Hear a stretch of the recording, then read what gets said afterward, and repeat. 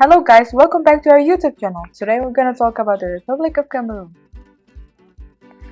We're going to talk about how the Republic of Cameroon is the next future political landscape, geographical landscape, demographics, starting a business, finding the right location, business investment, and cross-cultural aspects. Cameroon is a land of opportunities, said by Olivier Kanhago Tazo, the Counselor of the Minister. Cameroon is seen as a future country to invest in as a business. And we're going to tell you more details about it. In the Republic of Cameroon, you have Paul Biya as president and Joseph Nungta as prime minister. Cameroon's government is Unitary Dominant Party Presidential Republic. The capital of Cameroon is Yaoundé.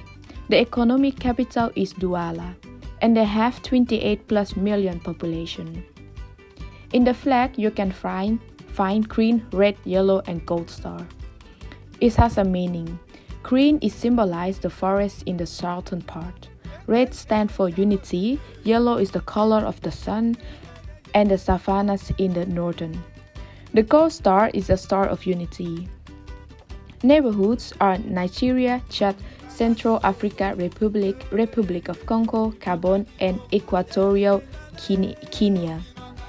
Their GDP per capita is $1,497,910. Their government is structured and run as a unitary presidential republic. The president serves both as the head of the state, the head of the government. The presidential power was established after the political reform of 1996 and amended the Constitution of 1975. The government is separate into three branches, namely executive, legislative, and judicial. Corruption is a problem, and we cannot deny that it's not. Cameroon is the 53rd largest country in the world and is a melting pot of geographical features. It is a mixture of desert plains, mountains, and tropical rainforests. Cameroon is often called a miniature Africa as it is distinguished by its dominant physical, climatic, and vegetative features.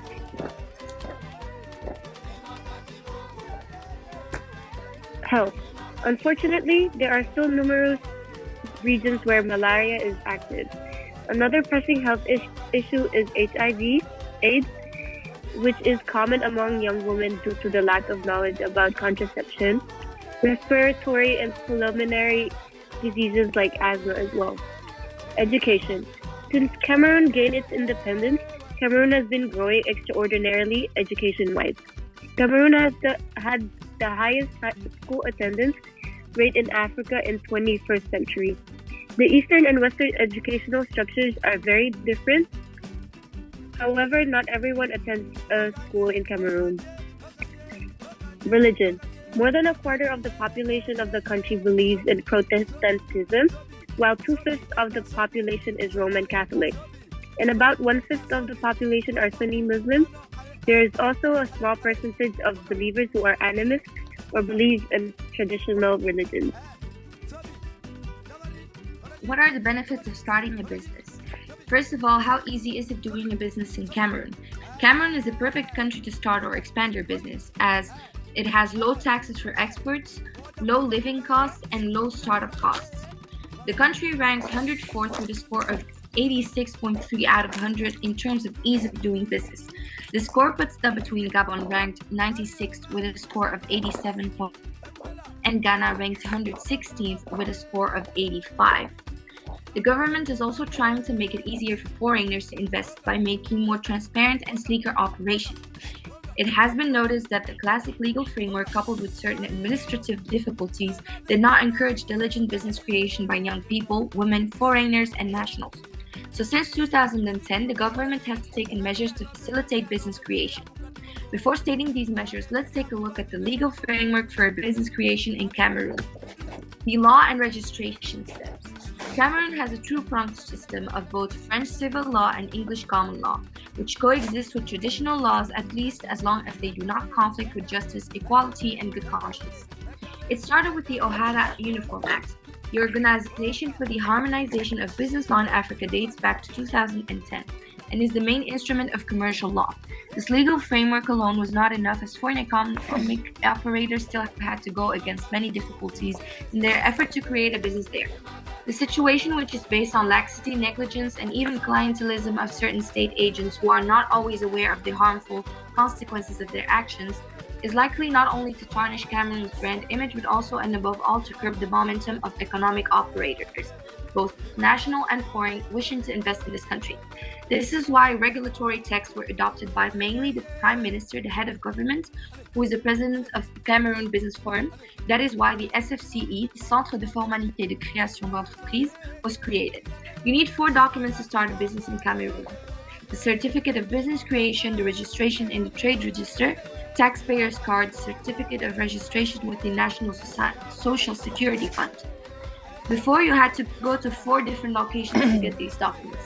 Thanks to the creation of the CFCE, you can get all 4 of them at once and online through a new project that the government uses called mybusiness.cm, which is also a way to reduce corruption. To carry out the process of the SFCE, you pay through the mybusiness.cm service. The cost depends on the type of company you want to run.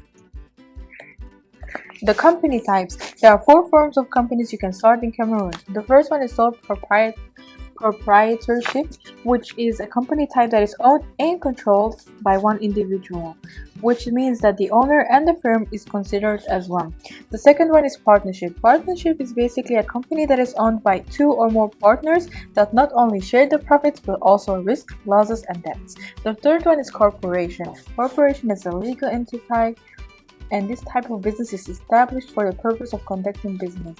This business means that it can sue, be sued, own and sell property, and sell stocks, which is shares.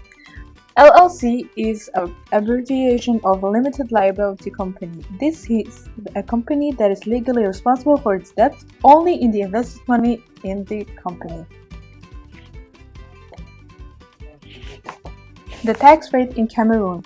The nature of tax is VAT, which is value-added tax. The tax rate of Cameroon is 70.5% plus 10% of local surcharge. The reduced tax rate is 0% for free trade zones.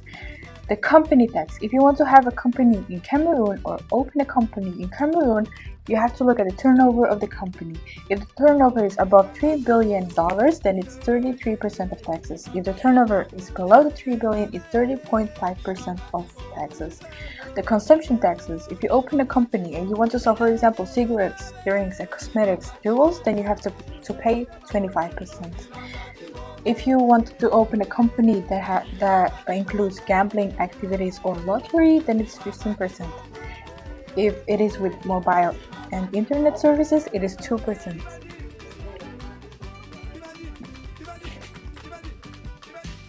Finding the best location. Finding the best location for a business sometimes might be hard. I think that Cameroon has a good potential all over. I'm going to try to explain this process by mentioning about language differences, agriculture, which is the most important sector in Cameroon, transportation and logistics, and the last one, tourism. There are 2 spoken languages in Cameroon. There are French and English. Cameroon was colonized by the UK and France. That's why it has these languages. The red circled area that you can see on the slide is English-speaking parts, and the rest speaks French. Speaking both languages will make you have advantage, since it will be more easier to communicate with both sides. And agriculture. Cameroon is petroleum and agricultural land of Africa, and agriculture is the biggest sector. There are 4 main states that Cameroon's agriculture policy has gone through. The first phase lasted from independence until the end of the 60s, and it's characterized by the continuation of agriculture policies and institutions established by the French and British colonies.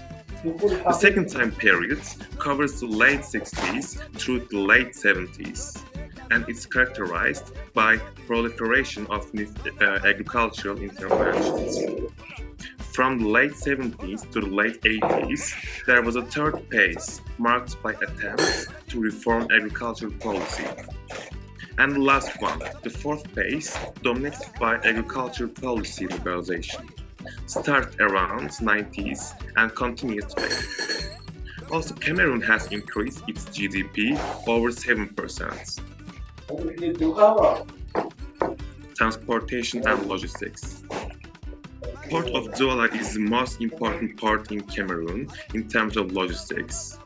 Also, I want to mention that Cameroon has collaboration with Turkey in terms of telecommunication sector. And Cameroon has some trouble on its roads, which is important in terms of transportation. And I'm going to talk about the last part of finding the right location chapter, which is tourism. Tourism in Cameroon is still growing. Over 1 million tourists visit the country in a year. And Cameroon is the third most touristic country in Central Africa. And there are some places that you can go. For instance, Museum of Civilization, Shang, or Centre Le Cinématique, Jaffa Reserve. What are the business sectors to invest in? It is no surprise that a lot of people invest in natural resources and agriculture as Cameroon overflows with them, such as petroleum, gas, bauxite, iron, nickel, and wood, or agricultural products such as cotton, cocoa, coffee, and banana. These sectors play a big role in the growth of the GDP and GNI. Another promising sector to invest in is the solar sector. This sector is slowly becoming more popular. Mr. Kanhago Tazo, the minister's counselor, told us that a group of Belgian students are working on developing solar plants for African countries. This had started as a university project but ended up in them carrying it on and settling in Cameroon. Well, what about cross-cultural aspect? There are a lot of cultural differences between Belgium and Cameroon. But I did pick the 4 popular ones and I'm going to talk about 2 of them. For example, eye contact and meeting. Eye contact is very accepted and appreciated in Belgium, while in Cameroon is the norm during the conversation and the girls rarely looks into the boy's eye. About the meeting, in Belgium you need to be on time or minutes before appointment and do a small talk before starting the business. The host also starts and ends the meeting. While in Cameroon, their meeting is not private, everybody can interrupt and this is not disrespectful. The characteristics and business etiquettes. We're gonna talk about the acceptable things first. Greeting the elders first is seen as the most important thing to do in conversation or a formal business conversation. A balance between formal and informal is seen as very, very respectful. It is not the same as in Europe, where you have to be formal all the times. Also, walking halfway through a conversation is not seen as rude. Now we move to not acceptable things.